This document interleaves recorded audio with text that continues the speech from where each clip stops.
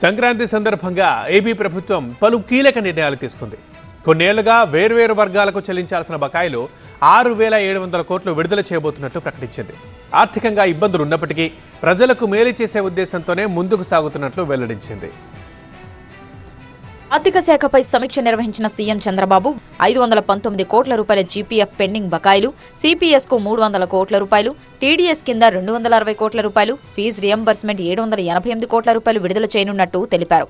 ఇచ్చిన ప్రతి హామీని నిలబెట్టుకుంటూ ఒకవైపు పడిపోయినటువంటి రాష్ట్రాన్ని నిలబెడుతూ పరుగులు పెట్టించే దిశగా తీసుకుపోవాలనేటువంటి ముఖ్యమంత్రి గారి తపన ఆరాటంతో ఇవాళ ప్రతి ఒక్కరిని కూడా పరుగులు పెట్టిస్తూ ఉన్నారు.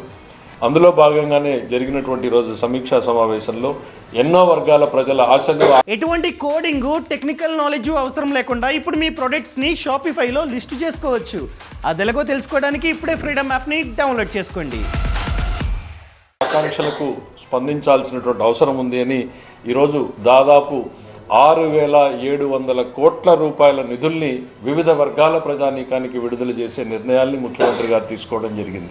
వీటితో పాటు 10 లక్షల లోపు బిల్లులు పెండింగ్ ఉన్న 26,000 మంది కాంట్రాక్టర్లకు 506 కోట్ల రూపాయలు చెల్లించబోతున్నామన్నారు మంత్రి పయ్యావుల కేశవ్. 6 ఏళ్లుగా పెండింగ్లో ఉన్న బిల్లులకు మొదటగా ప్రాధాన్యత ఇస్తున్నామన్నారు. 651 చిన్న కంపెనీలకు 90 కోట్ల రూపాయల ఇన్సెంటివ్ చెల్లించనున్నామన్నారు. విద్యుత్ శాఖకు పెండింగ్ బిల్లుల కోసం 500 కోట్ల రూపాయలు చెల్లించడంతో పాటు ఎన్టీఆర్ వైద్య సేవ కింద 400 కోట్ల రూపాయలు విడుదల చేస్తామన్నారు పయ్యావుల. మెడిసిన్స్ కోసం 100 కోట్ల రూపాయలు విడుదల చేయడంతో పాటు రైతులకు కౌలు బకాయిల కోసం 241 కోట్లు రిలీజ్ చేస్తామన్నారు.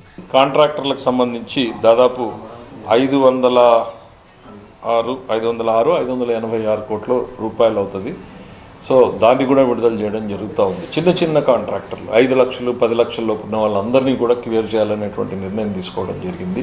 అమరావతికి సంబంధించి రైతులకు ఏవైతే బకాయిలు ఉన్నాయో వాళ్ళ కౌలుదారులకు సంబంధించినటువంటి బకాయిలు అమరావతి రైతులు అన్నీ కూడా చెల్లించడం జరుగుతుంది. దాదాపు 241 కోట్ల రూపాయలు చెల్లించడం జరుగుతూ ఉంది. ఈరోజు రాష్ట్రం ఆర్థికంగా అనేక ఇబ్బందులు ఎదుర్కొంటున్నప్పటికీ అనేక వర్గాలకు లబ్ధి చేకూరేలా ఉండేందుకే ఈ నిర్ణయాలు తీసుకున్నామన్నారు మంత్రి పయ్యావుల కేశవ్.